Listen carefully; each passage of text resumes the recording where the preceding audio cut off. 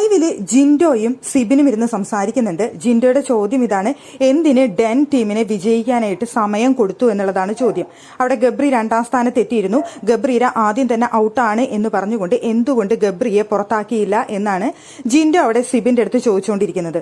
അപ്പൊ സിബിൻ പറഞ്ഞു, എനിക്ക് ഗബ്രിയെ ടാർഗറ്റ് ചെയ്യാൻ പറ്റില്ലായിരുന്നു, ഞാനും ഗബ്രിയും തമ്മിൽ അത്രയും വഴക്കാണ് ഉടക്കാണെന്ന് പുറത്തുള്ള ജനങ്ങൾക്ക് എല്ലാവർക്കും അറിയാം. അപ്പോൾ ഞാൻ ഗബ്രി പുറത്താണ് എന്ന് പറഞ്ഞ് അവനെ പുറത്താക്കി കഴിഞ്ഞാൽ അത് ഞാൻ കളിച്ചതാണെന്ന് ഇവിടെയുള്ളവർക്കും മനസ്സിലാവും, പുറത്തുള്ളവർക്ക് മനസ്സിലാവും. അത് അപ്സരയ്ക്ക് ഓൾറെഡി മനസ്സിലായി, ഞാൻ ഗബ്രിയെ ടാർഗറ്റ് ചെയ്യാണ്, ഞാൻ ഗബ്രി എന്ന് വിളിച്ചുകൊണ്ടിരുന്നപ്പോൾ അപ്സരയ്ക്ക് അത് മനസ്സിലായി. അത് അപ്സര ചോദിക്കുകയും ചെയ്തു. അതുകൊണ്ട് എനിക്ക് പിന്നീട് ഗബ്രിയെ ടാർഗറ്റ് ചെയ്യാൻ കഴിയാത്ത അവസ്ഥയായിരുന്നു.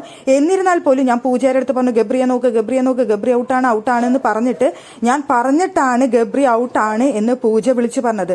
അതുകൊണ്ട് മാത്രമാണ് അവിടെ അവർക്ക് ടണൽ ടീമിനെ വിജയിപ്പിക്കണമെന്ന ആഗ്രഹം ഉണ്ടായിരുന്നു. ഒരിത്തരത്തിലും ഡെൻ ടീം വിജയിക്കരുത്, ഡെൻ ടീമിനെ ലാസ്റ്റത്തേക്ക് പോകണം എന്നായിരുന്നു ഇവരുടെ പ്ലാൻ എന്ന് പറയുന്നത്. അവരുടെ പ്ലാനിനെ തകർത്തുകൊണ്ടാണ് അവിടെ ഗബ്രി വിജയിച്ചത്. അവിടെ ടണൽ ടീമിൽ നിന്ന് അവിടെ ആകെ നന്നായി കളിച്ചത് ശ്രീതു മാത്രമായിരുന്നു. ശ്രീതു മാക്സിമം ട്രൈ ചെയ്തു. പക്ഷെ ശ്രീതു പുറത്തായതിനു ശേഷം ഒരുപാട് നേരം കഴിഞ്ഞിട്ടാണ് ഗബ്രി പുറത്തേക്കായത് എന്ന് സിബിൻ അവിടെ പറയുന്നുണ്ട്. ഒരു തരത്തിലും അവിടെ ശ്രീതുവിനെ സപ്പോർട്ട് ചെയ്യാൻ പറ്റാത്ത അവസ്ഥയായിരുന്നു. ശ്രീതുവിന് ഒരുപാട് കൺസിഡറേഷൻ നമ്മൾ കൊടുത്തിരുന്നു, ആരറിയാതെ ആരും മനസ്സിലാക്കാതെ ശ്രീതുവിന് ഒരുപാട് കൺസിഡറേഷൻ കൊടുത്തിരുന്നു എന്ന് അവിടെ പറയുന്നുണ്ട്.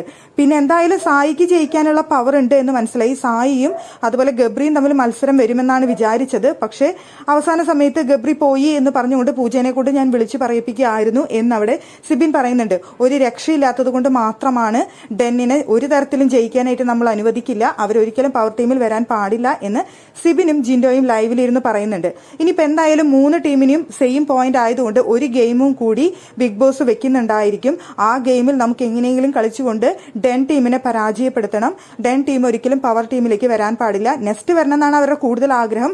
ഇല്ലെങ്കിൽ ടണൽ, ഈ 2 ടീമിൽ ഏതെങ്കിലും ആര് വന്നാലും അവർക്ക് പ്രോബ്ലം ഇല്ല. അപ്പോൾ മാക്സിമം 10 ടീം വരാതെ നോക്കണം എന്ന് പറയുന്നുണ്ട്.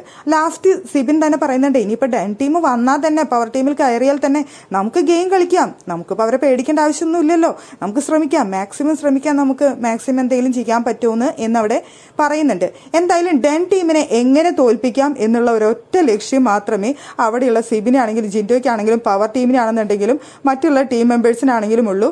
അതിനു വേണ്ടിയിട്ടുള്ള കളികളാണ് ഇപ്പോൾ ലൈവിൽ നടന്നുകൊണ്ടിരിക്കുന്നത്.